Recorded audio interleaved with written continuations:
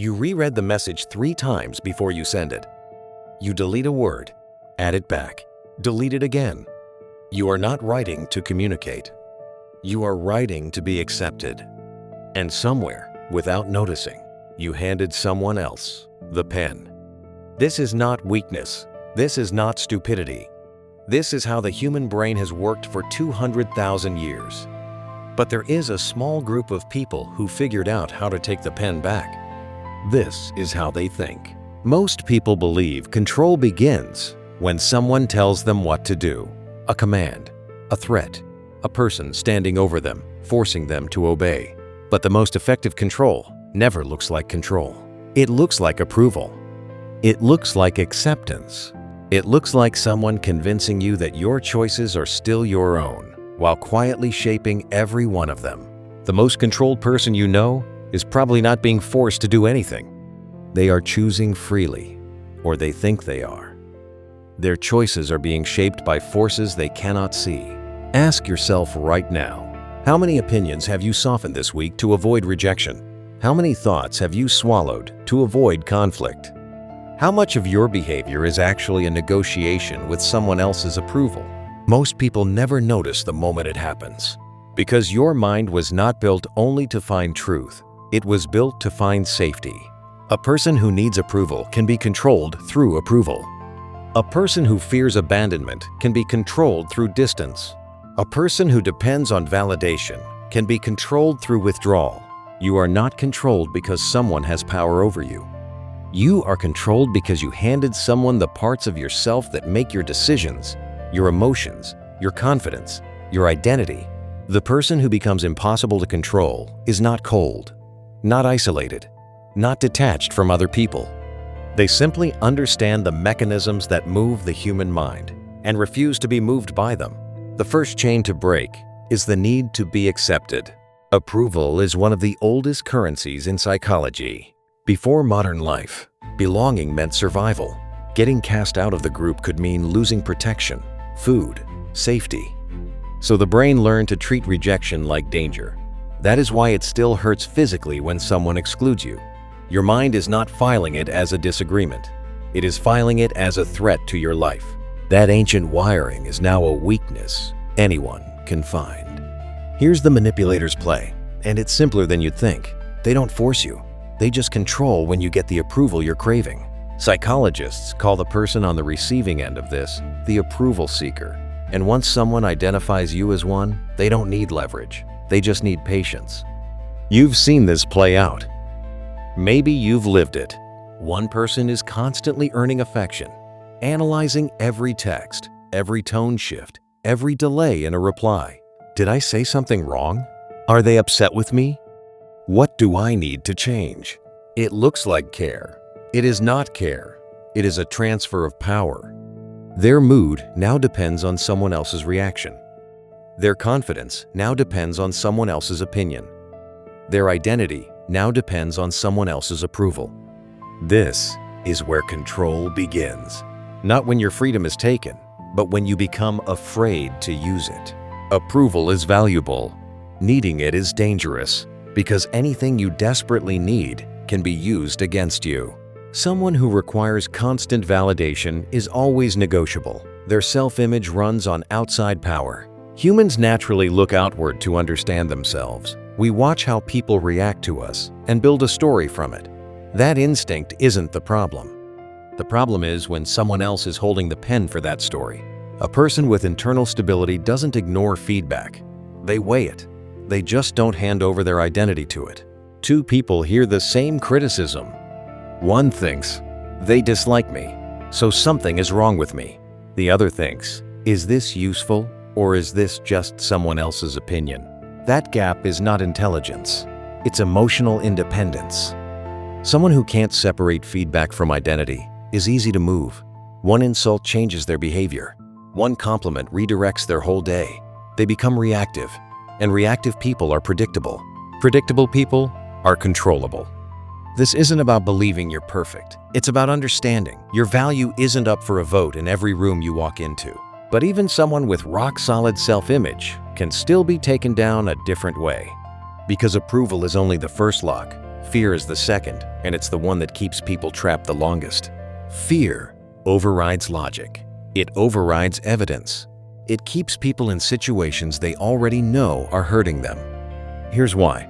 Your brain is wired to avoid loss harder than it's wired to chase gain. Psychologists call it loss aversion. Losing something feels far more powerful than the promise of something new.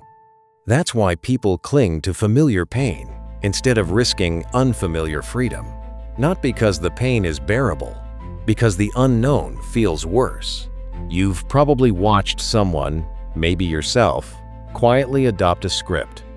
This is just how things are. There's nothing I can do. It's easier to accept it than to fight it. That's not resignation. That's a symptom. Psychologists call it learned helplessness. When someone experiences enough situations where their actions seem to change nothing, they stop believing change is possible, even when the exit is right there. The most dangerous prison was never the one with walls.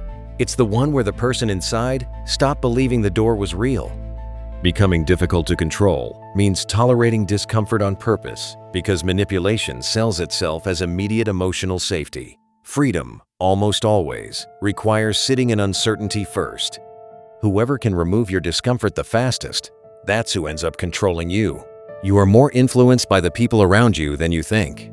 Humans look to others to define what's normal, acceptable, valuable. That's social proof. When enough people believe something, your brain assumes there must be a reason. Useful instinct, also exploitable. A crowd can generate confidence without generating truth. A popular opinion can still be wrong. A majority can still be led. The person who's hard to control asks a different question than everyone else in the room. Do I believe this because it's true or because everyone around me believes it? This is where cognitive dissonance comes in. When new information threatens what you already believe, your mind feels discomfort, and most people resolve that discomfort by rejecting the information, not by examining it. Not because it's false, because accepting it would mean changing who they think they are. I'm a good judge of character, so they ignore the evidence someone is using them. I always think rationally, so they defend a decision they know was purely emotional. The mind protects the self-image before it protects the truth.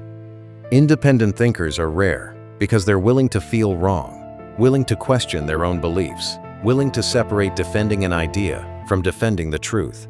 Anyone who can't question themselves can be steered by anyone who understands what they believe. Here's the biggest misconception about being hard to control. People think it means becoming numb. It doesn't. Emotions aren't the weakness. Unexamined emotions are. A controlled person doesn't experience emotion, they obey it. Anger shows up, they react. Fear shows up, they retreat. Insecurity shows up, they go chase validation. The feeling makes the decision. Someone with real psychological strength puts a gap between the feeling and the action. They notice it, they understand it. Then and only then they decide if it's earned the right to control their next move. This is emotional regulation. And the whole difference between a controlled person and an uncontrolled one usually lives in that tiny gap between stimulus and response. Someone insults you. The reactive version of you defends immediately. The version that's hard to control pauses and asks, "Why did that land? What is this person trying to trigger in me? Does this even deserve a response?" That pause is where your freedom lives. Manipulation runs on automatic reactions. If someone knows exactly which button gets a rise out of you, they can predict you every time. Know your own buttons first, and they lose the remote. At the bottom, control is always a fight over identity. People influence you by convincing you to become someone else, someone easier to accept, easier to predict, easier to manage. The strongest defense isn't aggression. It's knowing exactly who you are before anyone else gets a chance to define it for you. Someone with a stable identity doesn't need to win every argument, doesn't need to convince every person in the room. They understand. Disagreement is not destruction. Rejection is not annihilation. Failure is not identity. That understanding buys you something valuable, freedom from reactions you don't actually need to have. Manipulation runs on doubt. It needs you to question your own instincts, to go looking for answers outside yourself. Someone with a clear sense of their own values and boundaries is simply a harder target not because they stopped caring, but because they stopped being run by their caring. Because the person who understands themselves does not need to control the world around them. They do not need everyone to agree with them. They do not need every person to approve of them. They do not need to win every battle they enter. They understand something most people never learn. The moment you become desperate to protect an image of yourself, you become vulnerable to anyone who can threaten that image. The moment you become afraid of losing something, you become vulnerable to anyone who can withhold it. The moment you allow someone else to decide your value, you give them influence over your choices. Freedom is not the absence of pressure. Pressure will always exist. People will always have opinions. People will always attempt to influence you. People will always test your boundaries. The difference is whether those forces control you or simply pass through you. The strongest mind is not the one that feels nothing. It is the one that can feel everything and still choose. Because in the end, the person who cannot be controlled is not the person who has no weaknesses. It is the person who knows exactly where those weaknesses are and refuses to let anyone else hold the key.